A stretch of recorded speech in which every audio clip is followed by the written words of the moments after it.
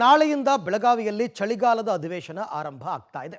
ಸರ್ಕಾರಕ್ಕಂತೂ ವಿಪರೀತವಾದ ಸವಾಲುಗಳಿದ್ದರೆ ವಿಪಕ್ಷಗಳು ಸರ್ಕಾರವನ್ನು ಕಟ್ಟಾಕೋದಕ್ಕೆ ಎಲ್ಲ ರೀತಿಯಲ್ಲೂ ತಯಾರಿಯನ್ನು ಮಾಡ್ಕೊಳ್ತಾ ಇವೆ. ಇನ್ನು ಅನೇಕ ಸಂಘಟನೆಗಳು ಪ್ರತಿಭಟನೆಯ ಬಿಸಿ ಮುಟ್ಟಿಸೋದಕ್ಕೆ ಸಿದ್ಧತೆಯಲ್ಲಿ ತೊಡಗಿದೆ. ಈ ನಡುವೆ ಈ ಅಧಿವೇಶನಕ್ಕೆ ಯಾವುದೇ ರೀತಿಯ ತೊಂದರೆ ಬಾರದ ರೀತಿಯಲ್ಲಿ ಪೊಲೀಸರು ಕೂಡ ಕಟ್ಟೆಚ್ಚರವನ್ನು ವಹಿಸಿದ್ದಾರೆ. ಹಾಗಾದರೆ ಹೇಗಿದೆ ನಾಳಿನಿಂದ ಆರಂಭವಾಗುವ ಚಳಿಗಾಲದ ಅಧಿವೇಶನಕ್ಕೆ ಸಿದ್ಧತೆ ಅಂತ ಈ ರಿಪೋರ್ಟ್ ನೋಡಿ ಗೊತ್ತಾಗುತ್ತೆ. ನಾಳೆಯಿಂದ ಬೆಳಗಾವಿ ಚಳಿಗಾಲದ ಅಧಿವೇಶನ 10 ದಿನಗಳ ಕಾಲ ನಡೆಯಲಿರುವ ಸೆಷನ್. ಅಧಿವೇಶನಕ್ಕೆ ಬೆಳಗಾವಿ ಜಿಲ್ಲಾಡಳಿತ ಸಿದ್ಧತೆ. ನಾಳೆಯಿಂದ ಬೆಳಗಾವಿಯ ಸುವರ್ಣಸೌಧದಲ್ಲಿ ಚಳಿಗಾಲದ ವಿಧಾನಮಂಡಲ ಅಧಿವೇಶನ ನಡೆಯಲಿದೆ. ಕುಂದಾನಗರಿ ಸಕಲ ರೀತಿಯಲ್ಲೂ ಕೂಡ ಇದಕ್ಕೆ ಸಜ್ಜಾಗಿದೆ. ರಾಜ್ಯ ರಾಜಕಾರಣ ಈಗ ಬೆಳಗಾವಿಗೆ ಶಿಫ್ಟ್ ಆಗಿದೆ. ಬೆಳಗಾವಿ ಅಧಿವೇಶನದಲ್ಲಿ ಕಾಂಗ್ರೆಸ್ ಕುರ್ಚಿ ಕಿತ್ತಾಟವೇ ಮೇನ್ ಟಾಪಿಕ್ ಆಗಿದೆ. ಕುರ್ಚಿ ಸಂಘರ್ಷವನ್ನು ಕೆದಕಲು ದೋಸ್ತಿಗಳು ಪ್ಲಾನ್ ಮಾಡಿಕೊಂಡಿದ್ದು ಕಾಂಗ್ರೆಸ್ ಸರ್ಕಾರವನ್ನ ಇಕ್ಕಟ್ಟಿಗೆ ಸಿಲುಕಿಸುವ ತಂತ್ರ ರೂಪಿಸಿದ್ದಾರೆ. ಕಾಂಗ್ರೆಸ್ ಇಕ್ಕಟ್ಟಿಗೆ ಸಿಲುಕಿಸಲು ವಿಪಕ್ಷಗಳು ಪ್ಲಾನ್, ವಿಪಕ್ಷಗಳಿಗೆ ಕುಟುಕಲು ಕಾಂಗ್ರೆಸ್ ಕೂಡ ಸಜ್ಜು. ಸದನದಲ್ಲಿ ಕಾಂಗ್ರೆಸ್ ಪವರ್ ಶೇರ್ ವಿಚಾರವನ್ನು ಎತ್ತಿ ಮುಜುಗರ ಸೃಷ್ಟಿಸಲು ಬಿಜೆಪಿ ಜೆಡಿಎಸ್ ತಂತ್ರವನ್ನ ಹೆಣೆದಿದೆ. ಸಂದರ್ಭಗಳನ್ನು ನೋಡಿಕೊಂಡು ಕಾಂಗ್ರೆಸ್ ನಾಯಕರನ್ನ ಇಕ್ಕಟ್ಟಿನಲ್ಲಿ ಸಿಲುಕಿಸಲು ಪ್ಲಾನ್ ಅನ್ನು ಮಾಡಿಕೊಂಡಿದೆ. ಇದಕ್ಕೆ ಪ್ರತ್ಯುತ್ತರವಾಗಿ ವಿಪಕ್ಷ ನಾಯಕರಿಗೆ ಕುಟುಕಲು ಕಾಂಗ್ರೆಸ್ ಕೂಡ ತಂತ್ರ ಹೆಣೆದಿದೆ. ಬಿಜೆಪಿಯ ಆಂತರಿಕ ಭಿನ್ನಮತ, ಜೆಡಿಎಸ್ ಅಸಹಕಾರದ ಬಗ್ಗೆ ಪ್ರಸ್ತಾಪಿಸಿ ಟಕ್ಕರ್ ಕೊಡೋದಕ್ಕೆ ತಂಡವನ್ನ ರಚನೆ ಮಾಡಿಕೊಂಡಿದೆ. ಬೆಳಗಾವಿಯ ಚಳಿಗಾಲದ ಅಧಿವೇಶನಕ್ಕೆ ಕೌಂಟ್ ಡೌನ್ ಸ್ಟಾರ್ಟ್ ಆಗಿದೆ. ನಾವೀಗ ಬೆಳಗಾವಿಯ ಸುವರ್ಣಸೌಧದಲ್ಲಿ ಇರುವಂತಹ ವಿಧಾನ ಸಭೆಯ ಒಳಗಡೆ ಇದ್ದೀನಿ. ಇಲ್ಲಿನ ಅಂತಿಮ ಹಂತದ ಎಲ್ಲ ಸಿದ್ಧತೆಗಳನ್ನ ನಾವು ನೋಡ್ತಾ ಇರ್ಬೋದು. ಇಲ್ಲಿ ಬೇಕಾದಂಥ ಸಿದ್ಧತೆಗಳನ್ನು ಕೂಡ ಎಲ್ಲ ರೀತಿಯ ಸಿಬ್ಬಂದಿಗಳು ಮಾಡ್ಕೊಳ್ತಾ ಇದ್ದಾರೆ. ಅಂದರೆ ಅಂತಿಮ ಹಂತದ ಸಿದ್ಧತೆಗಳು, ಯಾಕಂದರೆ ಇವತ್ತೆಲ್ಲ ಸಿದ್ಧತೆ ಮಾಡಿಕೊಂಡ್ರೆ ನಾಳೆ ಬೆಳಿಗ್ಗೆಯಿಂದ ಅಧಿವೇಶನ ಅಧಿಕೃತವಾಗಿ ಆರಂಭವಾಗುತ್ತೆ, ಕಲಾಪಗಳು ಆರಂಭವಾಗ್ತವೆ. ಈ ಬಾರಿ ಚಳಿಗಾಲದ ಅಧಿವೇಶನ ಸಾಕಷ್ಟು ಕುತೂಹಲನ ಕೂಡ ಮೂಡಿಸಿರುವಂಥದ್ದು. ಯಾಕಂದರೆ ವಿಪಕ್ಷಗಳ ಪಾಲಿಗೆ ಹೊಸತೊಂದು ರಾಜಕೀಯ ಅಸ್ತ್ರ ಸಿಕ್ಕಿದೆ.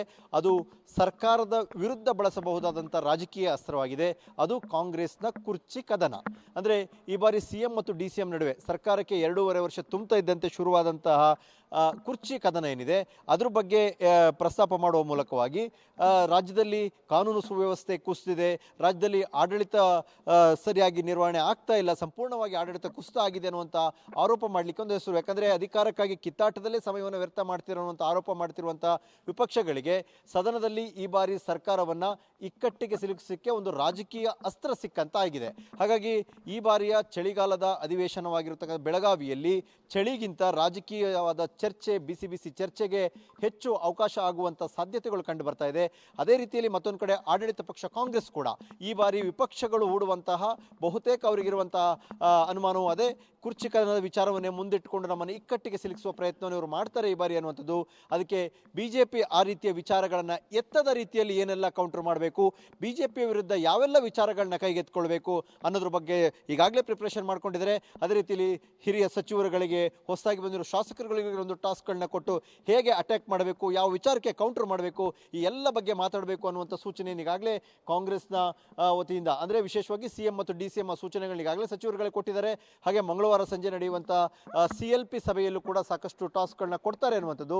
ಹಾಗಾಗಿ ಚಳಿಗಾಲದಲ್ಲಿ ನಡೀತಿರುವಂತಹ ಬೆಳಗಾವಿಯ ಈ ಅಧಿವೇಶನ ಈ ಬಾರಿ ಸಾಕಷ್ಟು ಬಿಸಿಯಾಗುವಂಥ ಸಾಧ್ಯತೆ ಇದೆ ಕಲಾಪದ ಮೂಲಕವಾಗಿ. ಯಾಕಂದರೆ ವಿಧಾನಸಭೆ ಮತ್ತು ವಿಧಾನ ಪರಿಷತ್ತು ಎರಡೂ ಕಡೆಯಲ್ಲೂ ಕೂಡ ಈ ಬಾರಿ ಈ ವಿಚಾರ ಸಾಕಷ್ಟು ಚರ್ಚೆಗಾಗ್ಬೋದು. ಆದರೆ ವಿಶೇಷವಾಗಿ ಎಲ್ಲರೂ ನಿರೀಕ್ಷೆ ಮಾಡುವಂಥದ್ದು ಉತ್ತರ ಕರ್ನಾಟಕದ ಅಭಿವೃದ್ಧಿಯ ವಿಚಾರಗಳು ಚರ್ಚೆ ಆಗಬೇಕು. ವಿಶೇಷವಾಗಿ ಕಬ್ಬಿನ ಸಮಸ್ಯೆ ಇರ್ಬೋದು. ಯಾಕಂದರೆ ಸುಮಾರು 74 ಸಂಘಟನೆಗಳು ಈ ಬಾರಿ ಪ್ರತಿಭಟನೆಗೆ ನಿರ್ಧರಿಸಿದ್ದಾರೆ ಬೆಳಗಾವಿ ಅಧಿವೇಶನ ಸಂದರ್ಭದಲ್ಲಿ. ಹಾಗೆ ಎಲ್ಲ ಸಮಸ್ಯೆಗಳ ವಿಚಾರ ಉತ್ತರ ಕರ್ನಾಟಕದ ವಿಶೇಷವಾಗಿ ಆದ್ಯತೆ ಮೇಲೆ ಆಗಬೇಕು ಅನ್ನುವಂಥದ್ದು. ಅದು ಆಗಲ್ಲ ಪ್ರತಿ ಬಾರಿ ಅನ್ನುವಂಥದ್ದು ಕೂಡ ಆರೋಪ ಕೂಡ ಕೇಳಿಬರುತ್ತೆ. ಪ್ರತಿ ಸರ್ಕಾರ ಇದ್ದಾಗಲೂ ಕೂಡ ಈ ಆರೋಪ ಪ್ರತ್ಯಾರೋಪ ಇದ್ದಂಥದ್ದು, ಇಲ್ಲ ಅಂತ ನಾನು ಹೇಳಲ್ಲ. ಆದರೆ ಈ ಬಾರಿಯೂ ಕೂಡ ವಿಚಾರ ಚರ್ಚೆ ಆಗ್ಬೋದು. ಹಾಗಾಗಿ ಸಹಜವಾಗಿ ಹೆಚ್ಚು ಅಭಿವೃದ್ಧಿಗೆ ಒತ್ತು ಕೊಟ್ಟು ಚರ್ಚೆ ಮಾಡಬೇಕಂತ ಜವಾಬ್ದಾರಿ ಅದು ಸರ್ಕಾರದ ಮೇಲೂ ಇದೆ ಮತ್ತು ವಿಪಕ್ಷಗಳ ಮೇಲೂ ಇದೆ.